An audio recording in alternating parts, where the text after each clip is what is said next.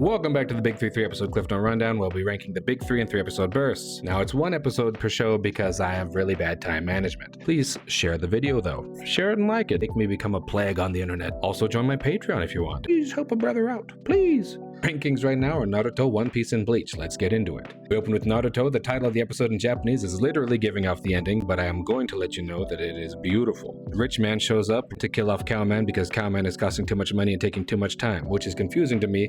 I figured 2 ninjas are going to be less expensive than a whole ass army of dudes, but whatever. Also, to remind us that the man is evil, he kicks Haku's corpse just because, and so he's going to die, and there will be much rejoicing. Naruto wants to fight Rich Man for doing what he does, but Kakashi stops him. Naruto tells Cowman to do something about it, but he doesn't. And then Naruto lights him up, saying, "You never cared about Haku, this is some dog water, you're a bad friend." And it's super effective, because Cowman is now crying, and Naruto's now crying, and I'm crying. He asks for a knife. Despite not having arms, he catches it in his mouth and weaves through a whole army of dudes and stabs the rich man, and there was much rejoicing. Also, Sasuke's alive. Apparently Haku is such a good fighter. He was able to make it look like he was killing Sasuke and Naruto, but wasn't. If every bad guy is like this, I'm not going to be able to fly on another airplane for the rest of my life, because I'll have to pay too much for the extra baggage that I'll be bringing on the flight.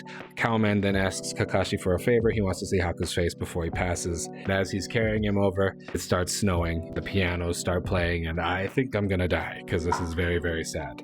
And this is where we get back to the end of the episode, which is Sabusa Yuki ni Chiru. Chiru is usually used for flowers and things of that nature that, with time, beautiful things tend to perish. It's like it's an expected thing. But also, another way to use Chiru is to die an honorable death. Now, Zabuza was a villain, a super duper villain who did horrible things. His final act as a person was to kill off an evil person and avenge his friend, which is a super honorable way to die. And so I feel that Zabuza, in my heart, he was able to go up to where Haku is, because Haku was most likely going to a good place.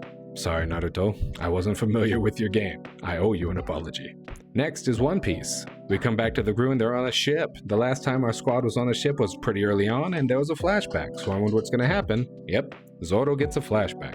Zoro shows up to a dojo to fight the school. He says he's the strongest swordman from another town. This is a lie. He told to fight a girl, causing the timeless misogynist reaction of, "What? A girl?" But her dad is the gym owner, and she is the strongest person. She smokes our boy Zoro. I guess he hasn't learned the pussy slayer techniques quite yet. He does, however, join the gym, and he becomes the strongest swordsman in the gym. However, the strongest swordswoman is still in the gym, and she be smoking him 2,000 times, in fact. However, since she doesn't have a pee-pee, she isn't allowed to be the dojo boss. She runs off into the night and is really angry, and our boy Zoro goes off and finds her with 2 real swords, and he says, "We're fighting for real this time. I'm gonna take that 2001. Tells her to go get her sword, and she does. She gets the Wado Ichimonji, which is a reference to the Kiku Ichimonji swordsmiths that were a collection of 13 swordsmiths who made legendary swords throughout Japan.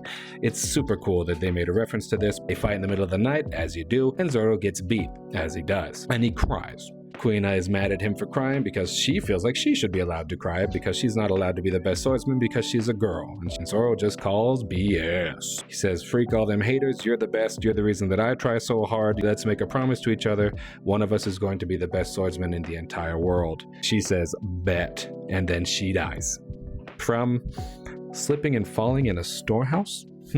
Calling BS on that. Zoro keeps training his booty off, and eventually Kuina's dad says you can take her sword. Again, this is the touching moment, but the fact that the guy looks just like Captain Kuro, I don't think it's a coincidence that his daughter passed away unexpectedly. Anyway, back to reality. Oh, there goes gravity. Luffy shoots a cannon at a big rock and misses. Usopp shoots a cannon at a big rock and hits it, surprising both of them. However, some pirate hunters were on the island that they shot, and they attacked the boat because of course you would. Turns out they were friends of Zoro's, and they have funny names. One of them is Johnny, and one of them is Yosaku. Now, Johnny is an infamous name now after all the allegations that have gone down, and Yosaku is a famous song from Tajima Saburo, which is awesome. It's funny that they made that reference. Anyway, the last episode is Bleach. Ichigo is stuck in a hole, and he's getting his chain chomped. Pause. He has to make sure that he gets out of the hole in time, or else he's gonna get turned into a hollow, and if he gets turned into a hollow, he's gonna get killed by Nick Fury. We then jump to Orihime and Chad training with a cat that apparently is Gunner bait. and they're trying to get their powers to show up. Orihime is able to figure out how to do it and pulls out her little fairy dudes. One of them gets really mad and chases them around. It's really cute. Chad is still unable to get his out though. We flip back to our boy in a hole. Our boy in the hole is getting turned into a hollow. They're all saying, we'll have to kill this boy. He's getting chomped up. We have to kill this boy. We dive into the hole in Ichigo's heart, and wow, where are we? Inception looking buildings all over the place. And there's a cool looking dude that kind of looks like Ichigo's dad. I'm not going to lie. I don't know if that's a thing. He's like, you don't know my name. My name is...